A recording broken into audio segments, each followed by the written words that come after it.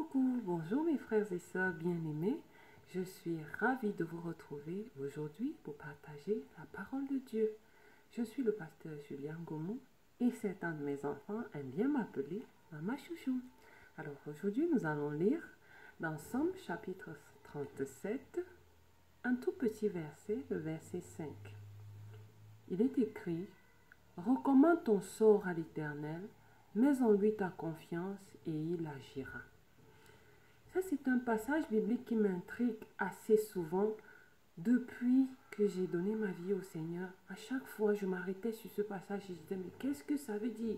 Recommander son sort à l'Éternel et il agira. Vous savez, bien aimé, il est plus facile de recommander son sort à quelqu'un qu'on voit.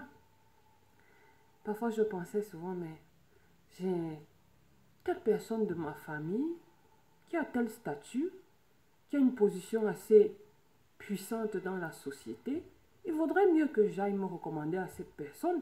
Si cette personne donne mon dossier à un tel, je suis sûr que je peux être recruté, par exemple, dans une société. Je suis sûr que je peux bénéficier de telle ou telle faveur auprès d'une autorité, parce que j'aurais recommandé mon sort à un individu que je vois bien et à qui je fais confiance. Mais attention, aujourd'hui, la parole de Dieu nous interpelle. Ça a l'air un peu contrariant quand le Seigneur nous demande de lui recommander notre sort. Bien-aimé, c'est un réel défi que de pouvoir mettre sa confiance en Dieu. Parce que Dieu, évidemment, nous en entendons parler depuis que nous sommes tout petits, mais nous ne le voyons pas avec nos yeux. Par contre, nous voyons nos parents. On peut voir son père, sa mère, son oncle, sa tante, son cousin, son ami, les parents de son ami et une chaîne de personnes illimitée à qui on pourrait poser ses problèmes, à qui on pourrait exprimer ses besoins. Mais Dieu nous dit, non, plutôt venez à moi. Venez à moi parce que moi je suis la garantie que vous allez être exaucé. Moi je suis la garantie que vous allez être compris parce que c'est moi qui vous ai créé. C'est moi qui détiens le mode d'utilisation de chacun de vous. Je sais mieux que vous ce qui vous convient. Alors si vous allez vous confier à quelqu'un qui ne vous a pas créé, premièrement, il ne vous comprend pas. Deuxièmement, il ne sait pas discerner le temps de Dieu dans votre vie. Il a son temps à lui. Il a ses aspirations à lui par rapport à vos vies. Bien-aimés, je voudrais vous dire, c'est très décevant de placer sa confiance en l'homme. Parce que même si l'homme a un brin de bonté, parfois il est limité par ses moyens. Alors, je vous invite, bien-aimés, la parole de Dieu nous invite tous à pouvoir nous arrêter et à faire plutôt confiance à Dieu. Avant que les situations difficiles de la vie ne nous y obligent. Parfois, c'est lorsque nous sommes coincés, lorsque nous avons tout essayé. On a demandé de l'aide à Jacques, à Paul, à Pierre, à tonton, à tantine, à papa, à grand-père, et puis on n'a rien obtenu. C'est là où on se tourne vers Dieu. On se souvient qu'il y a un Dieu à qui on aurait dû demander ou à qui on pourrait demander. Mais bien aimé, Dieu voudrait que nous commencions par lui.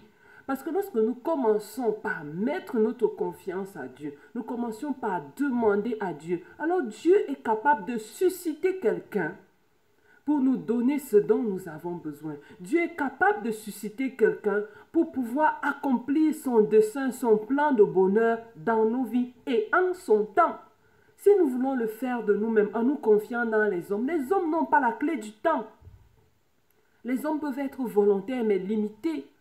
Lorsque nous lisons dans la Bible l'histoire des deux sœurs et coépouses, Léa et Rachel, qui étaient les épouses de Jacob, qu'est-ce qui s'est passé?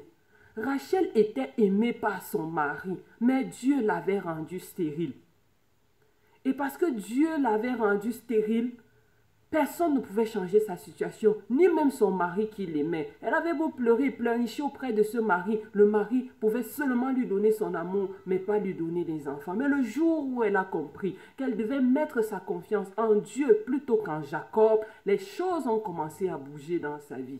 Alors bien aimé, le jour où nous comprenons, comme Rachel, comme Anne, la mère du grand prophète Samuel, qui aussi était stérile et qui finalement a compris un jour que ce n'est pas auprès de son mari qu'elle devait pleurer, mais plutôt auprès de Dieu. Le jour où nous comprenons que c'est auprès de Dieu que nous devons venir pleurer, c'est auprès de Dieu que nous devons venir poser notre confiance, c'est auprès de Dieu que nous devons venir demander, alors ce jour-là, les choses commencent à changer pour nous.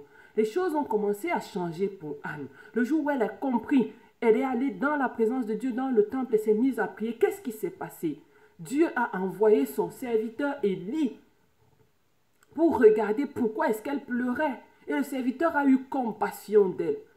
Le serviteur a eu compassion d'elle et il lui a dit, va, tu es exaucé, sans même savoir quel avait été l'objet de sa demande. Le jour où nous fléchissons le genou devant la face de notre Dieu, le jour où nous venons avec humilité dans sa présence et que nous commençons à lui dire, Seigneur, je suis fatigué de demander aux hommes. Seigneur, je suis épuisé. C'est à toi que je demande et rien qu'à toi. Le jour où nous commençons à lui dire, Seigneur, je ne sortirai pas de ta présence tant que tu ne m'as pas donné ce dont j'ai besoin. Seigneur, je ne sortirai pas de ta présence parce que c'est toi qui m'as créé, parce que c'est toi qui es la clé de mon bonheur. Le jour où nous commençons à mettre totalement, désespérément même s'il le faut, toute notre confiance en Dieu, alors les choses commencent à changer pour nous. Alors les choses commencent à bouger pour nous. Bien-aimé, je voudrais que les choses commencent à bouger pour toi.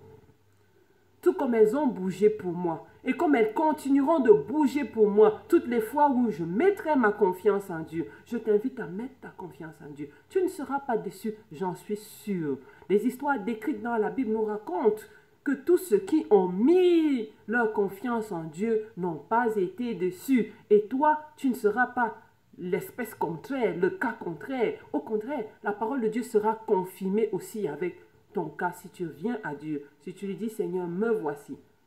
Voilà ma vie, voilà mes besoins. Prends-moi, agis, je n'ai que toi. Bien-aimé, après avoir écouté ce petit mot de la parole de Dieu qui nous invite à mettre notre confiance en Dieu, je voudrais que nous puissions prier en nous rappelant que notre Dieu est un Dieu jaloux. Toutes les fois où nous nous détournons de lui pour nous confier en des hommes, nous en faisons des idoles et nous empêchons à Dieu d'agir.